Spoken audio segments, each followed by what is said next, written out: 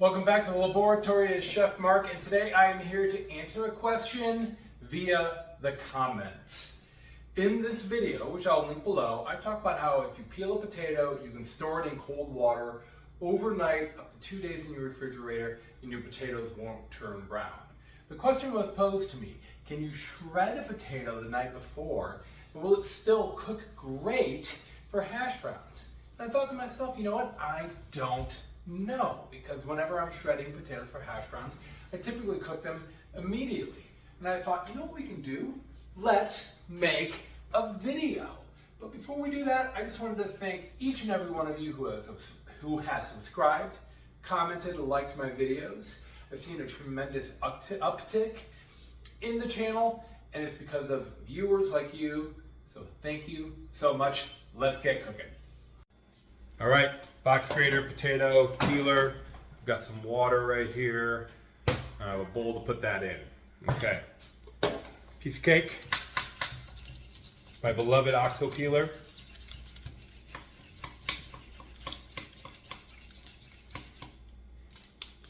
This is a big Idaho. I'm gonna leave this overnight. And let this go for 24 hours, see what happens.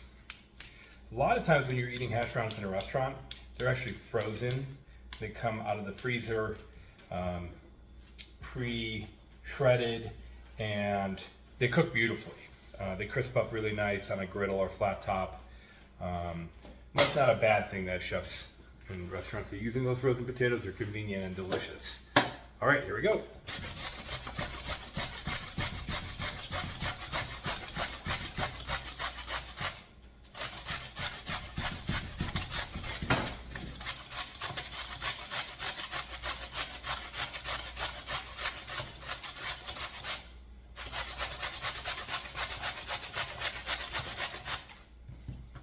Little tip right here, I just pick the whole thing up, spill it into my bowl. And yeah, you end up with a point there, so I kind of like to rotate my potato every so often. About halfway done.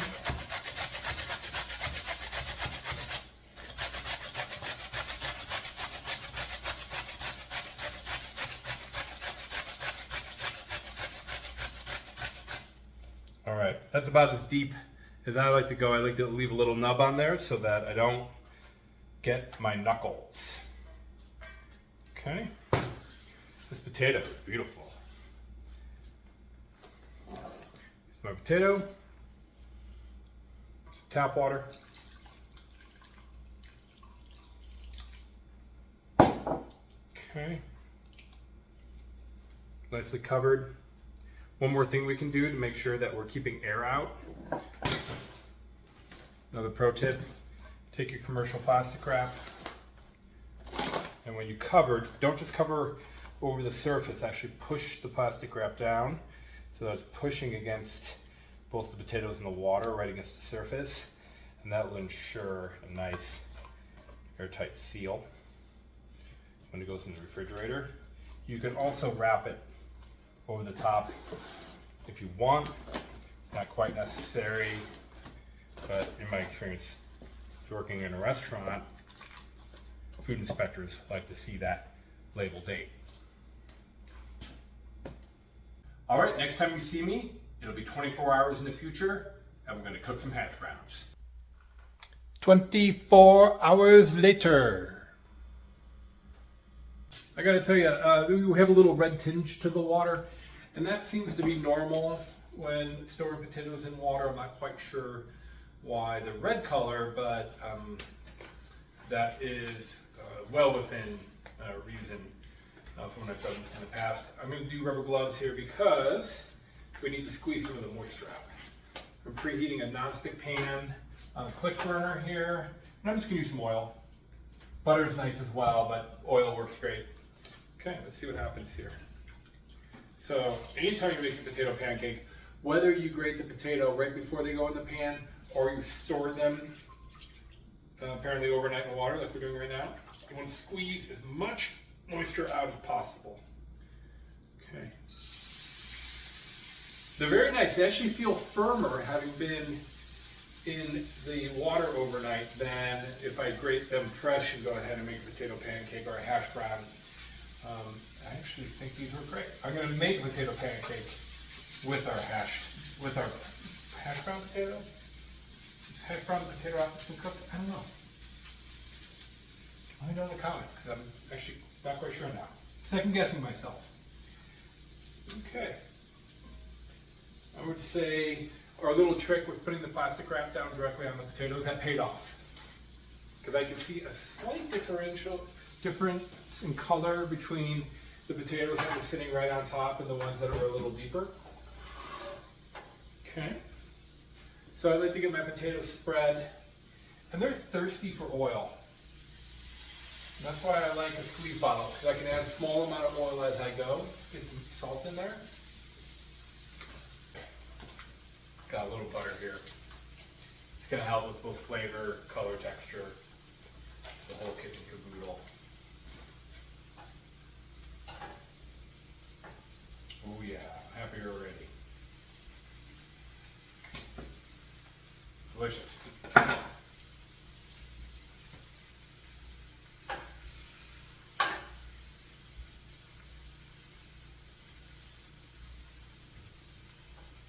Okay, I really kind of reached the limit of how much fat I'm going to add to the pan. Let me give it another flip. Okay. And just like when we're cooking proteins or anything else, the first side down on the pan, you want that to cook until it's golden brown before you flip. I might have flipped a little prematurely. But with the butter, I think we're going to get some additional browning. You know what, I'm going to add a little bit more butter. What the heck? You know what? We only live once. Yeah. Yeah, let's make it extra delicious. Okay.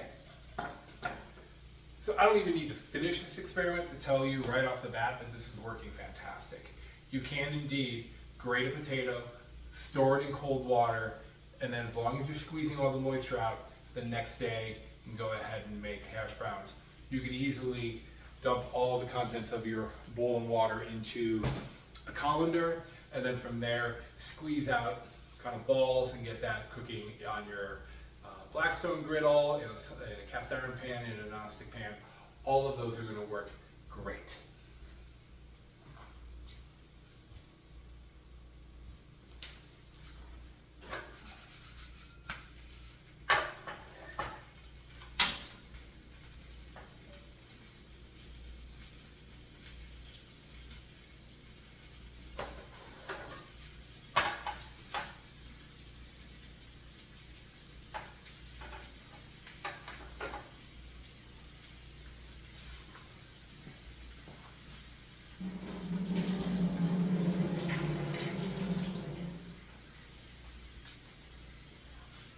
And as far as volume, I would say that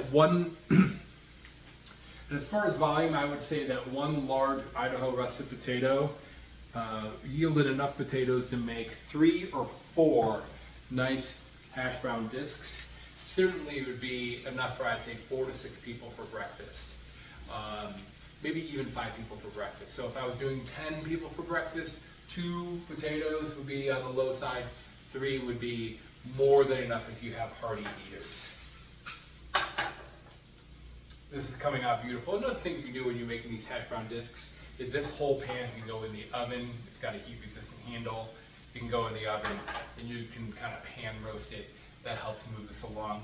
Or you can put it on a sheet tray on a rack and reheat them in the oven. To get them extremely crispy, I know some people enjoy that. You just need to go with a thinner layer of potatoes and very high heat and plenty of oil and butter. I kind of prefer a little bit of creamier texture myself, so I'm not looking for that ultimate crispy potato. And finally, you're probably wondering, how do they taste? Well, let's find out. Got a nice crunch to it.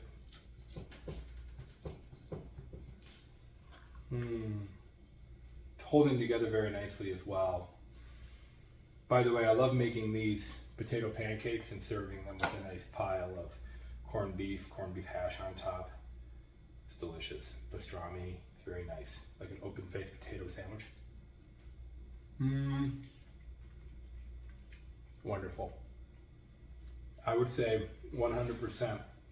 By all means, go ahead and grate your potatoes the day before. Store them in water, as long as you're squeezing them out properly and letting them cook long enough. This is a winner, 100%. Love this. So thank you to my subscriber who asked the question, can you store potatoes a day early in hash browns? The answer 100%, yes, do it. Get on it. All right, as always, appreciate you guys subscribing, and we'll catch you on the next video.